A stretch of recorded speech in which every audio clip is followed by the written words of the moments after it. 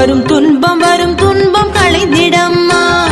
பஞ்சமி நாளிலே உன்னை பணிந்தேன், காத்திடு காத்திடு என்னை அம்மா. பஞ்சமி நாள்